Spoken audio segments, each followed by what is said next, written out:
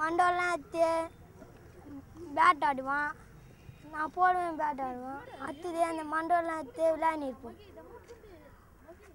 மண்டோலாம் அடிக்கடி வைப்போம். குழந்தைங்க வர்றாங்க விளையாடுறாங்கிற மாதிரி எங்கேயும் கம்ப்ளைண்ட் இல்லை. அது மாதிரி இருந்தாலும் இப்போ வாட்ச்மேன்லாம் போட்டிருக்கிறோம். அது உள்ள மயான உதவியாளர்கள் இருக்காங்க, கேர்டேக்கர் இருக்காங்க, பார்த்துக்குறாங்க.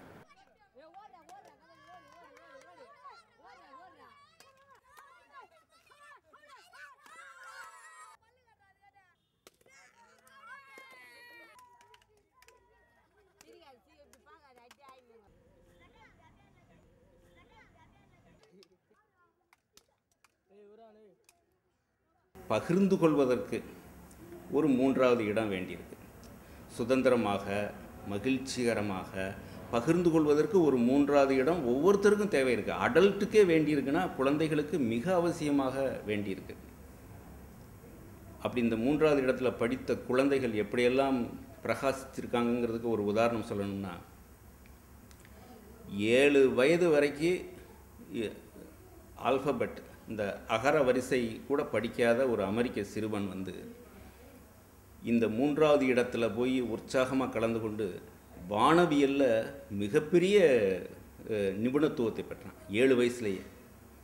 ஏன்னா அந்த சுதந்திரமும் மகிழ்ச்சியும் கொடுக்கக்கூடிய ஆற்றலுக்கெல்லாம் இணையானதில்லை. இந்த நிர்பந்தங்கள் உருவாக்குகிற அறிவோ ஆற்றலோ இந்த சுதந்திரமும் மகிழ்ச்சியும் கொடுக்குற ஆற்றலுக்கு இணையானது இல்லை. இது இந்த இந்த இந்த ஏழை வீட்டு குழந்தைகளுக்கு, கிராமத்து குழந்தைகளுக்கு, பாடுபடுகிற மக்களின் குழந்தைகளுக்கு, சுடுகாட்டில் மண்டையோடுகளை வைத்து விளையாடுகிற குழந்தைகளுக்கு மூன்றாவது இடம் நம்ம உருவாக்கணும். இது இந்த சமூகத்தினுடைய கடமை.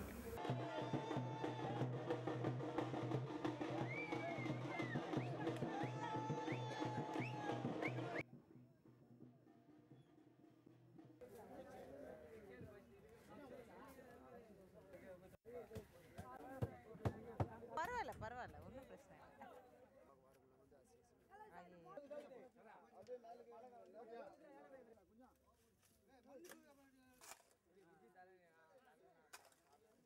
இப்போ பாடி அவசரத்தில் வருதுன்னா கடவுள்னு தோண்டி போட்டு அதை மேலோட தோண்டி அது மேலே போட்டு அதை நாய் மோப்பை பூச்சி வலிச்சு வெளியே போடுறோம். வெளியே போட்டு அது காக்காங்க நாற்று காக்காங்க துண்ணு அப்புறம் தான் இந்த இடம்லாம் நாற்று வச்சிரும்.